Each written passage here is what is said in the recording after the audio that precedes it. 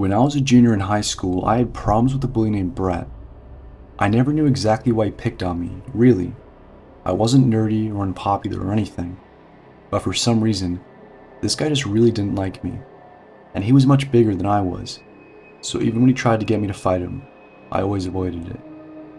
I'll just give you a couple examples so you know what kind of guy Brett was. Once I was sitting in homeroom, the teacher wasn't there. As I was sitting there doing my work, I felt something hard hit me on the back of the head. He had thrown a book at me from several rows back. Once he had a friend of his hold me tight and squeeze a water balloon all over me. He went around telling everyone that I had peed my pants. Yeah, that one was kind of weird, but a lot of stupid junior students laughed at it. I was happy when summer came around. He didn't live by me, so I knew I wouldn't have to see him for at least 3 months. The first month of vacation went by like a dream. I played baseball on a local league, and we'd been winning nearly every one of our games. Our manager wanted to take us out for some pizza, and then to see the fireworks after the game on the 4th of July. We won our 4th of July game. The pizza was great, and then afterwards we went to the park to watch fireworks. It was pretty crowded that day. We put down some blankets and got ready for the show. As I was sitting there, I noticed Brett and one of his buddies, the one that had held on to me during that whole water balloon thing, coming in my general direction. We were all still in our baseball uniforms, so I tried to pull my cap down a bit in the front to make it seem like I was someone else. I didn't think Brett would really do anything. Nothing when I was there with all my team members and our manager and coaches. But still, I didn't even want him to know I was playing on a baseball team. He did notice me though. He looked right at me. He then elbowed his friend and then motioned over toward me. They both laughed. I assumed it was because of my baseball uniform. I don't know. He seemed like the type of guy who would find it funny that I played. But they didn't give me a problem at that time. They walked by, kind of close to us. He kept trying to make eye contact with me, but I did everything to avoid him. I was unsettled for a while, but when the fireworks finally started up, I quickly forgot about it. It was an amazing display, and I always found it quite patriotic and fun. While into the display, I completely forgot that I had seen Brett to begin with. If you've been to firework displays, you know that they often end with a few minutes of constant fireworks. It's loud and quite amazing. Many of us were standing up during this part, although we'd been sitting for the majority of the display. During the final, I felt something from behind push me. I didn't fall over though, because it wasn't forceful. However, when I turned around, I saw Brett and his friend standing there. Suddenly, my face got hit with a lot of light and pain. I had to close my eyes because of the pain, so I didn't know exactly what had happened at first. I was to find out later though, that Brett had lit a Roman candle and sprayed it right into my face. In spite of the sound from the fireworks, I could hear what happened next. Our team manager ran and grabbed Brett and told one of the other coaches to go get park security. Another coach grabbed me and tried to see if I was okay. Fortunately, I had closed my eyes quick enough that there was no damage to them. I had some little burns on my face, but that was all. Brett ended up spending some time in juvenile hall. I personally don't think it did him any good though. He was the exact same person he was when he got out. I'm a 22-year-old male and I always celebrate the 4th of July. I usually celebrate it with my family, but this year I couldn't because I had moved to a different city and I didn't feel like traveling. I was going to celebrate it with my girlfriend and some of her friends, but her friends had canceled last minute, so it was just going to be me and her. I packed some towels and snacks because we were going to watch the fireworks on the beach. When I arrived, I discovered that there were hardly any other people there. My girlfriend and I got out of the car and started walking towards the beach. We sat down on the soft sand and waited. We both had swimsuits on underneath our clothes because we were planning to go swimming after the fireworks show. Eventually the fireworks show started and we both watched it. It lasted about 30 minutes or so and then it ended. When it finally ended, we both stood up, took off our clothes, got into the water and started talking. We swam for a little bit and then decided to get out. Once we got out, the time was 12:34 a.m. We wrapped ourselves in towels and began walking back to the car. As we were walking, I saw a figure behind my car. It was too dark to see what it looked like, but I could still make out a shape. As we got closer, I noticed the person had a hood on, so I couldn't see their face. I turned to my girlfriend and pointed at the person. She looked at me and nodded. I could see that she had noticed it too, and that she was frightened. I looked at my girlfriend and told her, at the count of 3, run back to the car. She agreed and I started counting. 3, 2, 1, go. She ran and got into the car. I then began running too. Right when I made it to the car door, a person jumped out and tried to grab me. I dodged them, opened the car door, I jumped inside and locked the doors. Right when I locked the doors, the person started pounding on the window. I drove off and never looked back. This is a pretty freaky thing that happened to me a while back on the 4th of July. The people who live in my neighborhood tend to really go all out during this time. For days they're letting off many fireworks, but on the 4th, everyone brings out the big ones, and they do them all night long. I was home alone. My parents had gone to visit relatives for the 4th.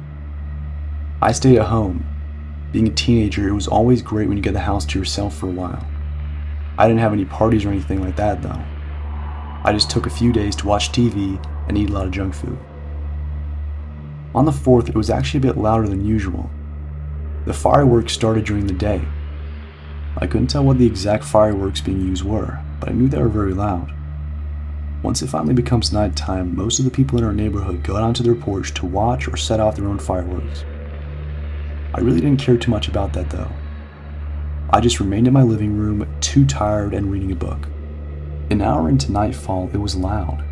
The fireworks were constant. I imagine that this is what it would be like to have been in the Blitz in World War II. I couldn't watch TV and it kept making it very difficult for me to read. As I was sitting there, I suddenly heard a loud noise that definitely was not a firework. It actually sounded like glass breaking in my basement. I immediately looked up from my book. The first thought I had was that someone was setting off some fireworks close to my home, and it hit and broke the window.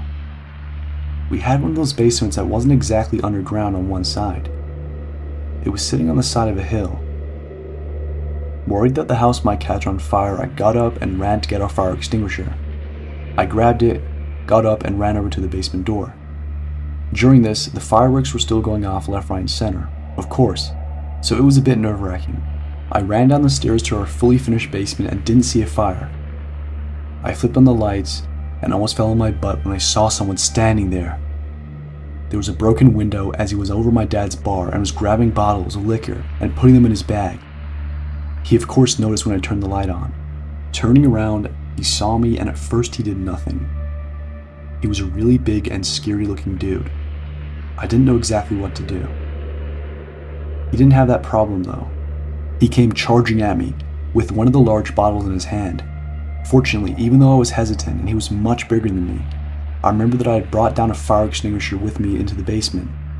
Acting through what seemed like impulse, I pulled the lever and sprayed the guy with the hose. It stopped him and nearly knocked the large man off his feet. What was important was that it gave me enough time to run up the stairs, close the basement door, and lock it. I called the police immediately, telling them that someone had broken in. They came, but the guy was long gone by that point. He still stole several bottles of alcohol though. The police filed a report. They never caught the guy though. Thankfully, he never came back. My family asked me if I wanted to go with them to check out the fireworks on the 4th of July. I was 16 years old at the time. I really didn't want to go. Not that I had anything at all against the fireworks, but I really wanted to go out drinking with my friend Matt. We figured we would break into the abandoned school building in the area. Lots of teenagers would do it, and it was a well-known place for drinking and smoking where the police would leave you alone. I met up with Matt and he'd scored some bud. I didn't smoke it at all too often, but every once in a while I would. He was a bit worried that being the 4th, a lot of people would have broken into the school. Whenever we had gone before, we had never come across any other teenagers. Like normal, we snuck through an opening in the fence that surrounded the place. At that point, everything still seemed fine. There wasn't really anything to indicate that anyone else would be there. We went behind the building and there was a broken door we used to get in. Still, there was no indication that we weren't alone. We found a room and we began smoking and drinking a little bit. It was really nice. We weren't too far away from the firework display that we couldn't hear the fireworks going off in the sky though. We were probably in there for about an hour or so when Matt gave me this really weird look. "Did you hear that?" he asked me. I told him that I could hear the fireworks. He shook his head and he told me that wasn't what he meant. "I think I heard something in here." I thought maybe he was just enjoying the bud a little too much. He insisted though that he had heard something in another room. When I suggested it was probably just more teenagers drinking, he decided we should go look for them and see if they wanted to hang out. I really didn't care too much to do that, but I went ahead and went with him. We were walking down the hallway. I still hadn't heard anything. But Matt even told me again that he heard some noises. I began to think Matt was maybe messing with me or trying to scare me or something.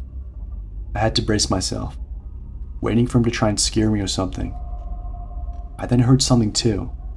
It was a firecracker. It had to be. I may have even heard it before, but mistook it for something from the display. There had to be someone in one of those other rooms letting off fireworks. No big deal really. Fireworks were illegal for anyone to just have. The displays were done by the city. We came here for illegal drinking and illegal smoking, so it made sense that someone might come here for illegal fireworks. So we found the room. There was an open doorway and there was a little bit of light coming from it. We decided to go through the doorway and introduce ourselves. Matt told me he'd offered them bud, so they didn't think we would narc on them or anything. We looked in the doorway and froze. There were 2 people in the room, but they were dressed as clowns. One of them was sitting on the floor with a bunch of firecrackers in his hand. The other was standing up and facing the door. He had a huge sparkler in his hand. You know how when someone has a sparkler, they write words in the air? He wrote "hi" with the sparkler to us. The other one quickly lit up a firecracker and threw it at us. We just turned around and ran out. It was too odd. We remembered previously when that whole clown thing was going on. We had seen so many YouTube videos of clowns doing weird and dangerous stuff. We were absolutely terrified at the weirdness of what we saw and what might have happened. We looked back once and the clowns had not come out of the room to follow us. But we didn't stick around there though. We left the building in a big hurry. I don't know what to make of the whole ordeal. I'm just glad we're okay and they didn't try to follow us. But it was just a weird thing to see.